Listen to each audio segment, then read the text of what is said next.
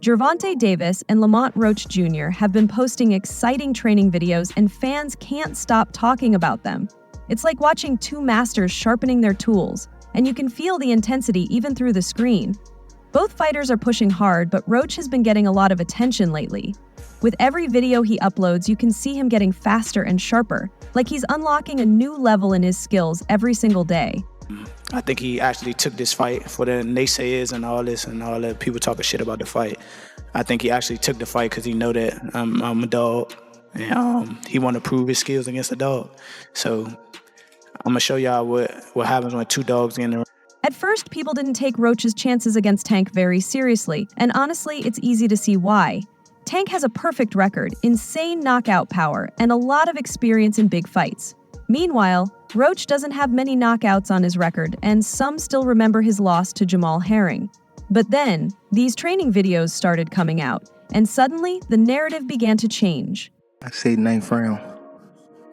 What? I say 9th round. You said 9th? Yeah. What's your response to that, Lamont? Look, he got scared. Look. Roach looks like he's on a mission. In one clip, he's working on his footwork, moving quickly and smoothly. It's not just about speed, it's how he stays balanced and keeps his angles sharp. In another video, he throws clean and precise combinations, showing his focus on timing and accuracy. On the other hand, Gervonta Davis looks as dangerous as ever. His training videos are all about power and focus, and when he hits the mitts, the force is almost scary. Tank knows what's at stake and is making sure he's ready for whatever Roach brings. Watching him train is a reminder of why he's one of the best in the game. To that fight, but how do you see that playing out? I see my brother walking out victorious. No, there's no doubt. Not because that's my brother, but because I seen him in the gym. Then there's Oscar De La Hoya, who has been watching everything unfold and adding more heat to the mix. At first, it seemed like he was just giving Roach a pep talk, but now it feels like he genuinely believes in him.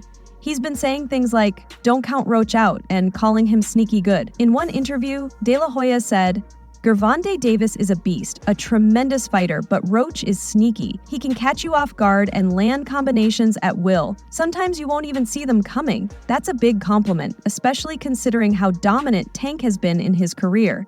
It's like De La Hoya is planting the idea that maybe, just maybe, Roach can pull off the upset. No, I think Lamont Roach is a terrific fighter. He might be a little over his head with Gervonta Davis. Gervonta Davis is, to say the least, he's a beast. He really is. He's a tremendous fighter. He's a dedicated fighter when it comes to training and fighting. But De La Hoya didn't stop there. He started talking about what Roach needs to do to win, almost like he was laying out a blueprint. He said Roach needs to fight smart, not be nervous or scared. Just have fun, use angles, stay sneaky, and keep Gervonta guessing. If he can do that, he's got a chance. But let's be real, that's easier said than done. Tank is known for adapting and finding a way to win no matter what. He's got that killer instinct and can end a fight with one punch. De La Hoya knows this too, which is why he keeps emphasizing that Roach needs to stay unpredictable. "Punch while Tank is punching," he said. "Mix up your power. Don't throw every punch with full force. Surprise him." My whole family is from DC. My whole family, like my entire family. Don't bring them. Don't bring them. For what? Don't bring them. I'm telling you. They're going to celebrate with me. Yeah, don't bring them. It's going to be a party. What's interesting is how much De La Hoya seems to be studying Tank. He even mentioned the one time Tank got hurt in a fight when Ryan Garcia landed a big left hook. De La Hoya said if Roach can land a similar shot, he has a chance to knock him out. That's a bold statement, but it shows he's not just hyping Roach up, he's really thinking about how this fight could play out. Of course, not everyone is buying into this. Many still think it's a mismatch, pointing to Roach's low knockout percentage and past struggles as proof that he doesn't stand a chance. But then you watch these training videos and start to wonder, what if? What if Roach is leveling up in a way no one expected?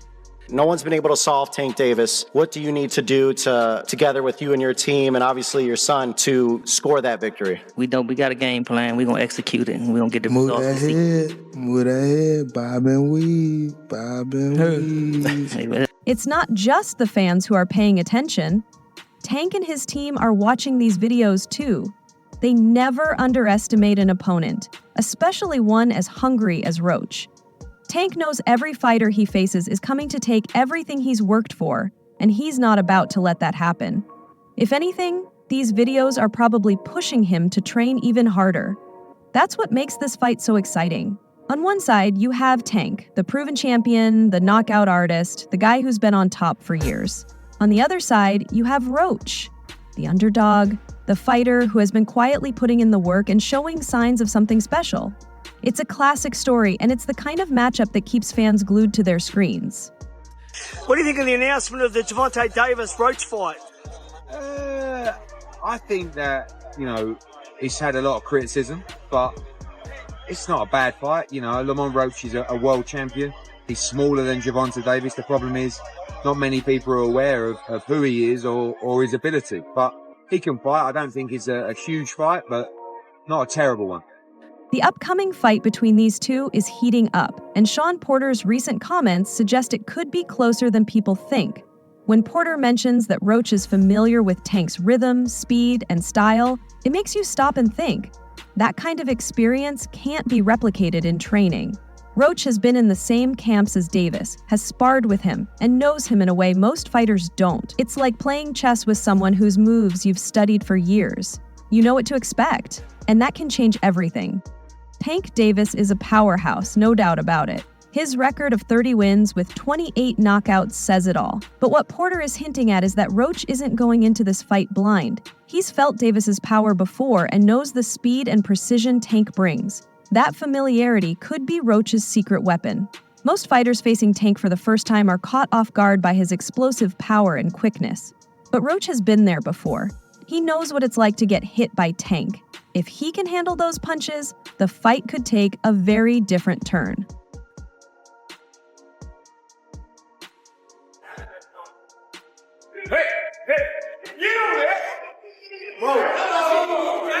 God damn.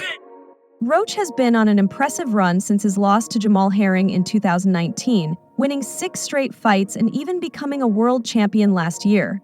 Beating Hector Luis Garcia for the WBA junior lightweight title wasn't easy, and defending it against a tough southpaw like Fergo McCroy showed his grit and adaptability. These achievements prove he's not just another opponent.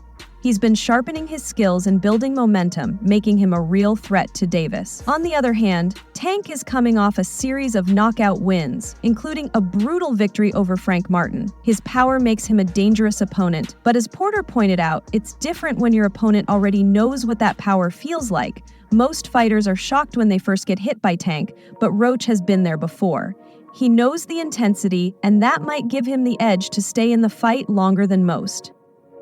And the thing that I really appreciate about Tank is he's a dog. That kind of what he just said, you can put them earmuffs up and go at it. Mm-hmm. He kind of will assess you as well, and whatever he needs to do, he'll do it, so. Right. What's also interesting is how much Roach has improved with each fight. He's not the same fighter who lost to Jamal Herring. His agility, timing, and ability to adapt have all gotten better. You can see it in his recent fights against Hector Luis Garcia, where he showed he can handle pressure and still come out on top. Against Fergal MCC, he proved he has the power to stop an opponent when the opportunity comes. These are qualities that will be important when facing someone like Tank Davis. You can't even see who it is. Hey, who is the dude? Who is the dude? And that right there is why Gervonta Davis fights don't go the distance.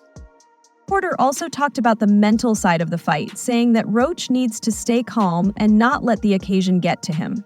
That's easier said than done when you're facing someone like Tank who thrives on intimidating his opponents. But Roach isn't a rookie. He's been in the game for a decade and has faced many tough opponents. If he can keep his composure and stick to his game plan, he might be able to frustrate Tank and find openings for himself. Another thing to consider is how Roach has been preparing for this fight. His training videos show a focused and determined fighter. He's been working on his speed, footwork, and combinations, all of which will be important against a fighter like Tank. Again, it's not fighting one of the elite guys that you want to see him fight against. He's fighting another kind of B-level fighter who is really, really good, but you want to see Tank against the best of the best. Lamont Roach, and this is nothing against him, I think this is actually a good fight. I think he's very skilled. It's kind of giving the Canelo blueprint right now, where Canelo is like picking fighters, Edgar Berlanga. Roach knows he's the underdog, but he's embracing it. He's putting in the work, and it shows. His movements are sharper, his punches crisper, and there's a confidence in his demeanor that suggests he's ready for this challenge. Tank, on the other hand, has also been preparing hard. He knows Roach isn't someone to take lightly. The fight being rescheduled from December to March has given both fighters more time to prepare, and that could work in Roach's favor. He's had more time to study Tank's recent fights and adjust his strategy. Plus, the delay has kept Roach in peak condition and allowed him to build on his momentum. What makes this fight so interesting is the contrast in styles. Tank is known for his explosive power and ability to end fights with one punch, while Roach relies more on his technique, ring IQ, and ability to outmaneuver his opponents.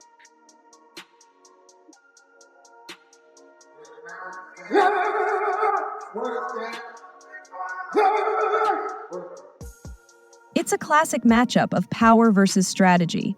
If Roach can avoid Tank's big shots and make him miss, he might be able to take advantage of the openings and score points. But that's a big if, given Tank's ability to close the distance and land devastating punches. However, not everyone thinks Tank will have a hard time against Roach. Teofimo Lopez recently told Tank to lower his ego and give his fans the fights they want to see. While Lopez isn't directly involved in this fight, his comments make you think, has Tank's confidence turned into overconfidence? It's easy to see how this could affect the Roach fight. If Tank is looking past Roach or underestimating him, he could find himself in a tough spot. Roach, while not the flashiest name in boxing, has proven time and again that he's skilled, determined, and capable of adapting in the ring. Here's my take on the fight. Everything is true about this situation. One, Gervonta Tank Davis was being ducked leading up to this. Shakur Stevenson. Davis has an impressive, undefeated record, but his focus on maintaining his image as the biggest name in boxing could distract him from the fact that every opponent brings a unique challenge. Teofimo's critique about Tank's ego might actually apply here. What if Tank isn't taking Roach seriously because he sees him as just another opponent who can't measure up to his level? That could be a dangerous mindset, especially against someone like Roach, who thrives on being underestimated. Roach's preparation for this fight seems to be all about staying sharp and ready for whatever Tank brings. Unlike the other names on Tank's supposed must-fight list, Roach doesn't need the spotlight to prove himself. Going on 140? For Teofimo? Yeah, I think so. Yeah. I'm gonna slap the shit out of him when I see him. Why is that, Tank? I'm gonna really slap the shit out of him. Roach's focus is completely on the task at hand, and that might be exactly why he's such a dangerous opponent. When someone has nothing to lose and everything to gain, they become even more unpredictable. Teofimo might question Tank's ego, but Roach's humility could be what levels the playing field. Lopez also pointed out that fighters need to leave their pride behind and treat boxing as a business. That's great advice for Tank, but it's also a reminder of what Roach is doing right. Roach isn't trying to be a star. He's not caught up in social media antics or flashy statements. He's here to fight. And if Tank underestimates that mindset, he could find himself facing a fighter with no distractions, no ego, and no hesitation to exploit any opening he finds. I lost to the guy. Brian just kept literally lunging in and throwing the hooks. I mean, that was an easy read for Tank. I think that with myself and Tank. Another layer to this is the psychological side of the sport. Tank thrives on being the guy everyone's talking about, but that also means he's under a microscope. Every move he makes, every word he says gets analyzed and critiqued, which can create pressure even for someone as talented as Tank. Roach, on the other hand, flies under the radar. He doesn't have to deal with the same level of scrutiny, and that kind of freedom can be a game changer in a high-stakes fight like this one. Roach can focus entirely on his strategy without worrying about his reputation or how the world views his performance. Oh man, that's the right picture. Tail versus Tank. Great fight, son. Great fight. What are we fighting at? Tell me the numbers. Tell me what we fighting at? 135, 140, because that makes a difference. Listen, you got to go to the king. That's the king behind me. Teofimo's point about big fights and pride also connects to how Tank approaches his opponents. When Tank steps into the ring, he likes to be the aggressor, the one who controls the narrative. But what happens if Roach disrupts that? What if Roach uses his underdog status to throw Tank off his game? Teofimo's comment about knowing how to handle business could be a subtle hint that sometimes it's the quieter, more disciplined fighter who comes out on top. The idea of Tank overlooking Roach becomes even more possible when you consider his recent focus on bigger names. Tank has been vocal about wanting fights with guys like Devin Haney and Ryan Garcia, but those fights haven't happened. Really good with him, even though, because Tank at that time, should I work with my son? And he wasn't even working in that sparring session. My son was about 30 pounds smaller than him. That could leave Tank feeling frustrated or distracted, which isn't good when you're up against someone as sneaky and skilled as Roach. Roach's ability to stay calm under pressure could be another important factor. Teofimo pointed out how crucial it is for fighters to check their ego and focus on the task at hand, and that's exactly what Roach is doing. He's not trying to match Tank's power or play to his strengths. Instead, he's focusing on strategy, timing, and exploiting weaknesses. This kind of approach could frustrate Tank, who is used to controlling the pace and style of the fight. It's also worth noting that Tank's recent string of knockouts might have given him a false sense of security. Yes, he's incredibly powerful, but power alone doesn't win fights. Roach has shown that he can adapt and find ways to neutralize his opponent's strength. If Tank goes into this fight thinking his power will automatically get him the win, he might be in for a rude awakening. Teofimo's comment about pride could be a warning, not just for Tank, but for any fighter who thinks they're invincible. When the people who I fight, when they start talking, that's when y'all get dumb. I'm gonna beat his ass. You can't do shit with. For I don't real. give a fuck. So y'all better be quiet. I don't give a fuck if y'all is quiet, if y'all is loud. He got the whole hood over there. Like, Teofimo's criticism of Tank's career choices might also reflect something deeper about how Tank approaches fights. If Tank sees every fight as a stepping stone to something bigger, he might overlook the immediate challenge in front of him. That's where Roach could take advantage. By focusing entirely on this fight and treating it as his moment to shine, Roach could catch Tank off guard. It's not about ego for Roach, it's about seizing an opportunity. While Teofimo's comments might seem unrelated to the Roach fight at first, they highlight key dynamics that could play a role in the outcome. Tank's confidence, while justified, could turn into overconfidence. His focus on bigger fights could leave him unprepared for the unique challenge Roach presents. And Roach's ability to stay grounded and focused could make all the difference. Whether or not Tank takes Teofimo's advice to heart, it's clear this fight is shaping up to be far more interesting than many people expect.